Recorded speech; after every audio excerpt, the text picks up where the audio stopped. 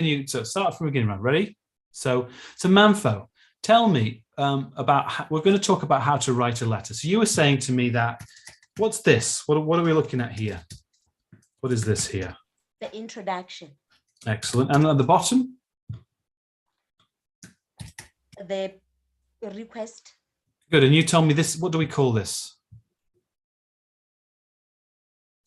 This is the OET. You told me the OET. The Oet Sandwich. Okay. Now, obviously, that's not very interesting because it's a fairly easy idea, right?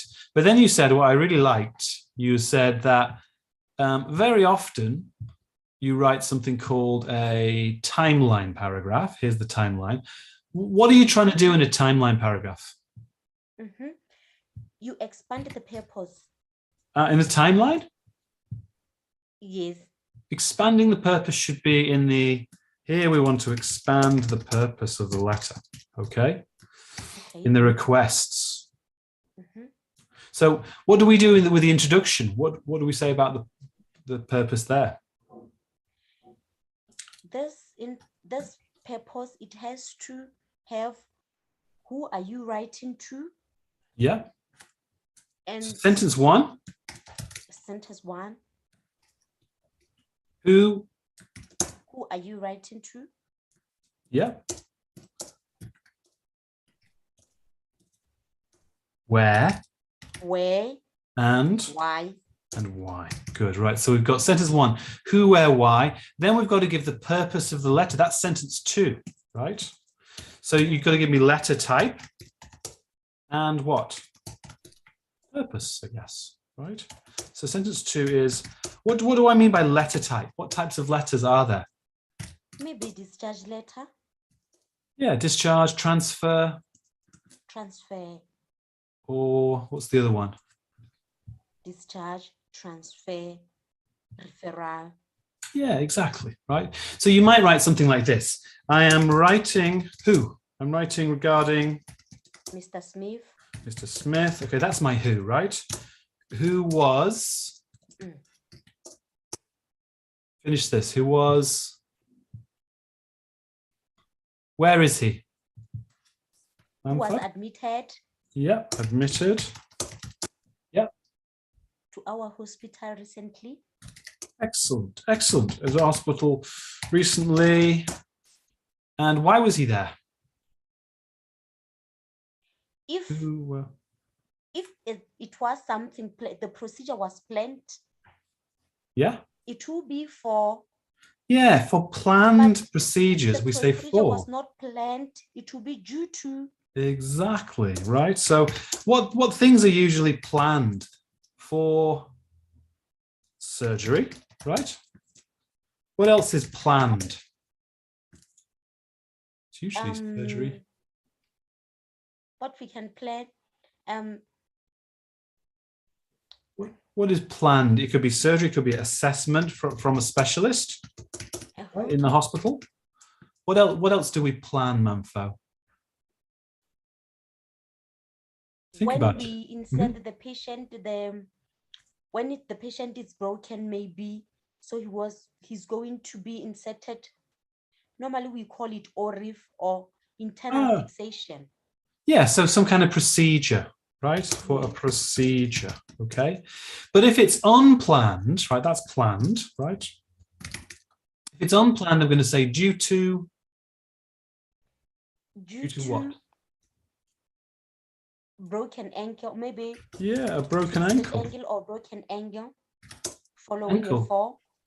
Due to a fall, due to a broken ankle, due to a rash, due to chest pains, anything that is, bad and unplanned. So that's your first sentence, isn't it? Who, where, why. I like that. And then sentence two, we always give the purpose of the letter and the type, the letter type. Can you give me an example? He now requires your. Yeah. He now requires. Maybe. Give me the type of letter. So he is due to be. He's due to be. Letter type. Discharged today. Yeah. Or it could be he's due to be transferred. Oh. Right. Or you could say he is due to be. Scheduled. Scheduled is also okay. Yeah, scheduled to be discharged, transferred, or what's the third type of letter? Referred. Refer. Referral letter, right? Referred to you. He's due to, okay, so it's due to be discharged. Let's say discharged. And then what's the purpose? Give me an example of a purpose. And now requires? Maybe ongoing. Yeah, ongoing. We have ongoing. It could be care and support, right? But it's not always care and support. Sometimes it's, what else? You could say care and support. You could say assistance. Assistance. What else? For example, monitoring. Monitoring. What else? If it was a referrer, Yeah. say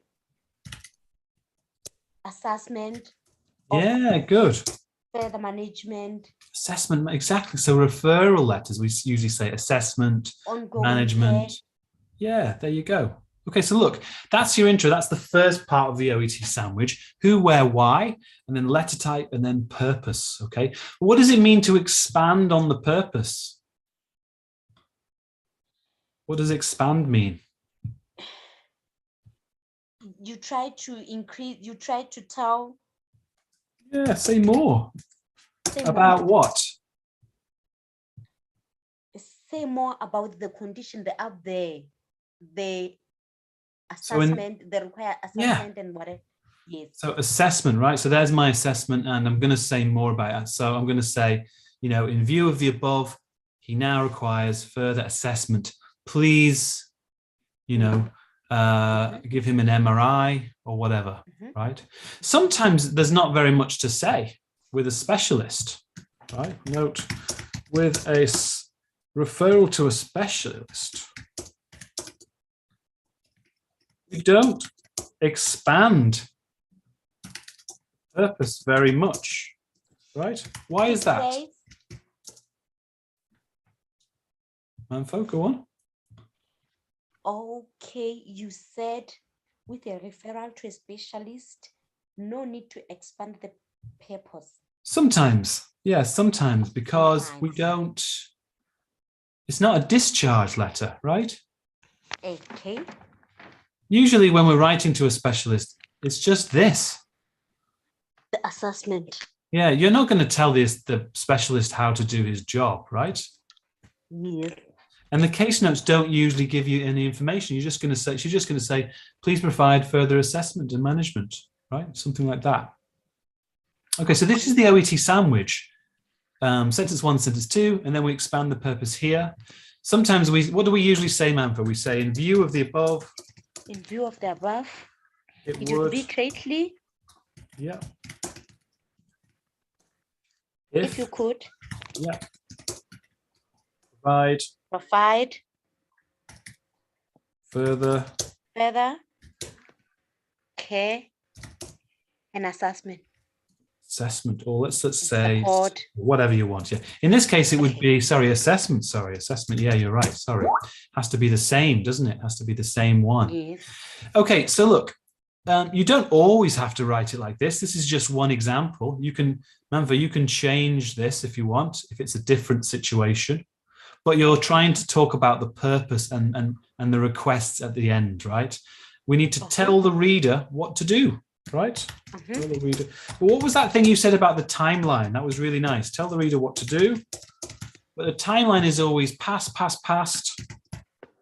Yes, the timeline, you have to use past, then the last sentence with present. Okay, so with nurses, that usually works a lot, right? So for what is a timeline paragraph? What am I trying to do? You're trying to give the reader the information. What type of information? About what you did for the patient.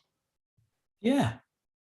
Okay, but not always what you did for them. That's one example. But we're talking about the main problem, the main issue.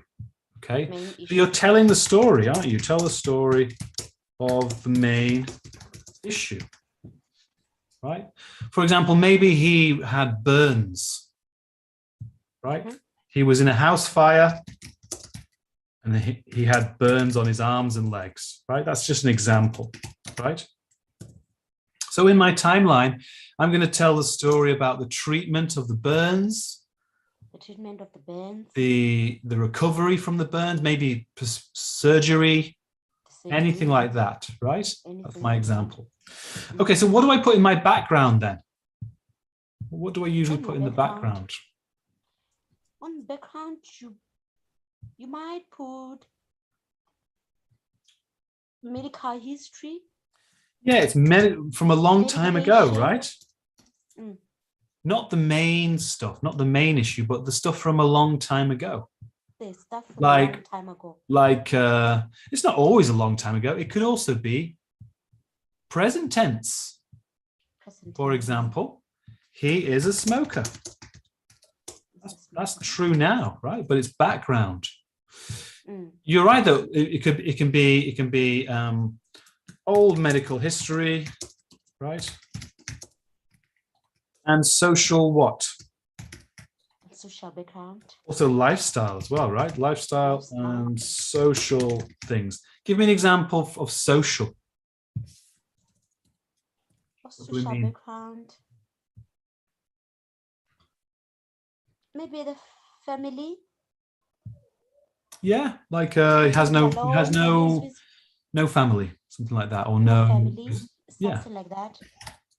Okay, so look, this is the basic structure, Manfo. So this is where you begin.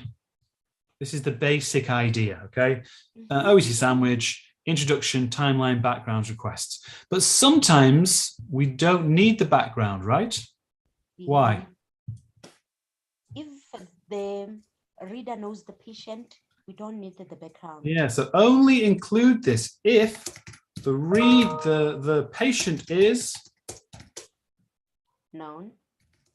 Include it if the patient is unknown. Right? To who? To the reader. The reader. Okay. So this is the OET sandwich. This is the basic structure. But this is the key point here, Manfo. Am I saying that you always have timeline here? Is that always the timeline? No, you can put the background up there or the timeline down here. Yeah, right. It's your choice. Just like a sandwich, you can move around the things inside, right? If you want to move your chicken or your cheese or something to a different place in the sandwich, you can do it. Why do we, for example, move this here? Why do we change them? It's your choice. Why would I change them? Let's imagine that I want to change them, right? So this is now this is the timeline here. The background is the first one. Why? Why am I starting with background? If I remember, it said that you can choose because, as you have said, this is a sandwich, you can put whatever you want. Yeah, is it whatever you want? Or is it whatever in an OET sandwich, you put whatever the reader wants. Okay, right? Thank you so much, Ella. Hello? Hello? Yeah. So does that make sense that we put whatever the reader wants here? Yes, it makes sense. Okay, so explain that to me then. Let's say, why would I start with the background? Think about what situation maybe I want to start with that. Can you think of one? What kind of reader wants the background first?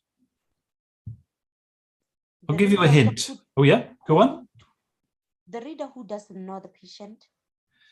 He might want the background first, yeah, if he doesn't know them, but not necessarily, right? Usually the reader will be interested in the main issue, right? The main issue. But think about this. What type of reader would be interested in the lifestyle? Let's say he eats junk food all the time and he never does any exercise. Who might want that? Nutritionist. Exactly, right? So this might be a good structure for the nutritionist. We're going to change it. Okay. Here's another point, a very important. This is really good. So here's another one. Do you need 4 paragraphs, Manfo, or can you have 5? Yes, you can. Of course. Why? What would I want to put in at number 5? Number 5. What sort of things would you want to put in? If I want to move this down. During the hospitalization, maybe it's going to, it might be your timeline too. Yeah, it could be a second timeline. Good. What else? What else? Just like a sandwich, Manfo, it can be anything you want, right? So Anything you have you want. watched for example, did you watch the writing week this week? Yes, I did. Well, did you notice that we had a paragraph that was not a timeline? It was just a appointments para. We just decided we're going to talk about the topic of appointments here, right? So you can do that. It's fine, right? This is a flexible structure. Does that make sense? Yes, it makes sense. Okay, if it makes sense, then what other types of paragraphs could we have? We could have an appointments one. What else? What would be another type that would be useful, maybe? Appointments. Can we have, no, not for drugs, for treatment? Let's imagine there was 10 different treatments. Why not? You could say, in terms of his treatments, imagine there was 10. Lots. You could have a separate paragraph to talk about his treatments. Yeah. Imagine there's lots and lots of medication. Medication paragraph. It's okay, right? It's a flexible structure, the sandwich. You can do what you want inside, just like a real sandwich, right? Mm-hmm. Okay, but let's push it even further now, Manfo. So let's go to what's the most important paragraph that you're going to write? The most important. Yes, the most important one. I think it's the request. Yeah, actually, often it's in a discharge letter, it's the request. I agree with you, actually. Sorry, yeah. Okay, what's the second most important one? It's the timeline, right? The timeline. And here, you've got to learn a few things. Like, for example, in the timeline, summarizing is very important, right? Mm-hmm. Summarizing is important. What do I mean by summarizing? You make it smaller, the information. Yeah, exactly. You try to make it smaller. So it's a very hard skill, but you've got to tell me, imagine I said to you, right, let me give you an example of this. Imagine I said to you, tell me about, when was the last time you went on holiday, Manfo? For me, it was like 10 years ago. But when was your last holiday? Before COVID. Was it? Yeah, for me, it seems like a long time. So imagine I said, tell me about your holiday. How much information should you give me? If me and you are just chatting.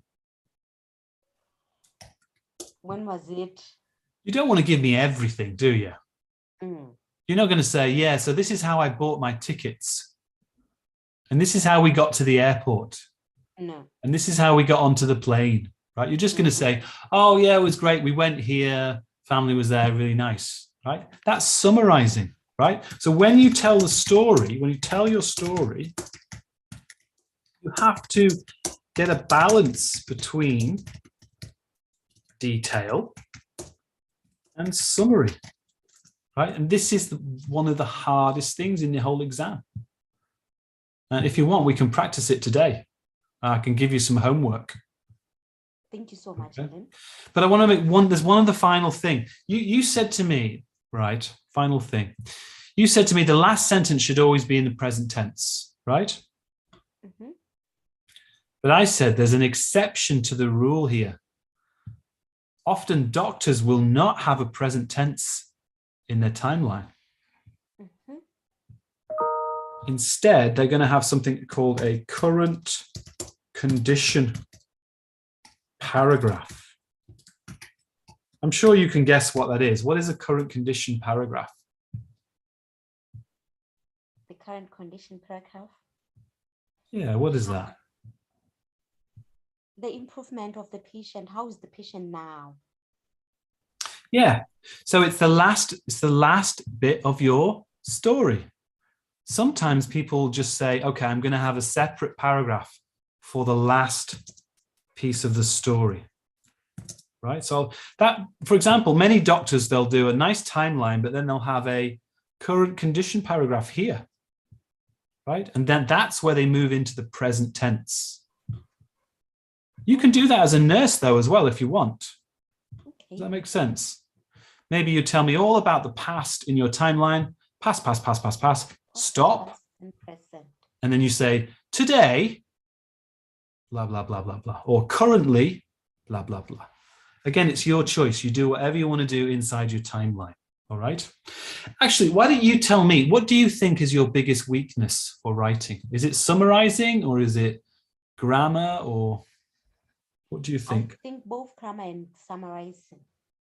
It's tough. What about the features of a timeline? Are you very good at that? The features of the timeline. Like, it's another important thing. So I'm going to put this here. So summarizing is important. 1.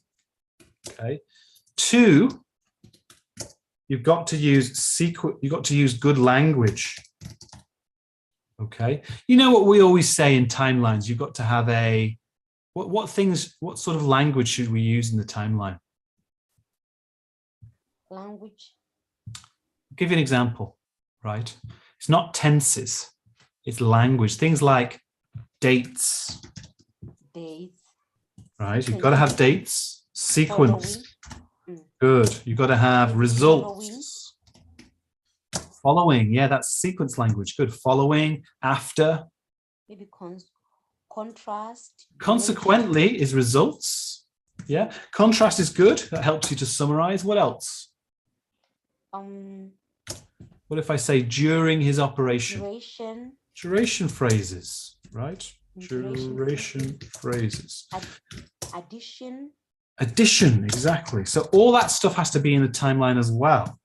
It's not very hard, right? For example, what is this? If I say subsequently, what's that? Subsequently, he... Subsequently, he... Is that sequence? Is that results? Is that contrast? Subsequently. That's sequence. That's okay. Sequence following this, after yeah. this. Yeah, exactly. What about if I said, as well as that, he has a headache. As well as that. And as well as that. That's addition. Okay. That's addition.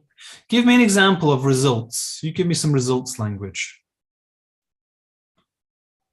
As a result. As a result, due to which? What else? Due to which? Resulting in? Resulting in. All that kind of stuff. In addition to that. There you go. Good. In addition to that. As well as. Give me some examples of contrast. Although. What else? Although. Despite having that. Yeah. I'm going to call these ingredients, okay? Because I don't want you to think that you must do all of these things all of the time. Mm-hmm. You know, like when you're making a cake, you can put cocoa powder in if you want, but you don't have to, right? Mm-hmm.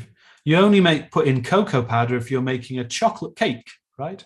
It's the same with this. Like, you know, you don't always have to have a duration phrase, Anfo. Just do it when it's necessary.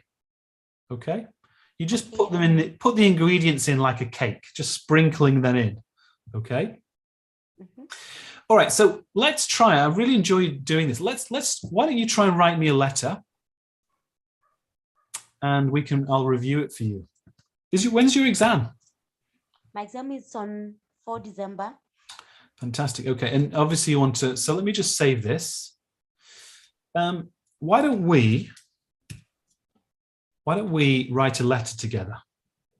Does that sound all right? Yes. Okay. So let's get a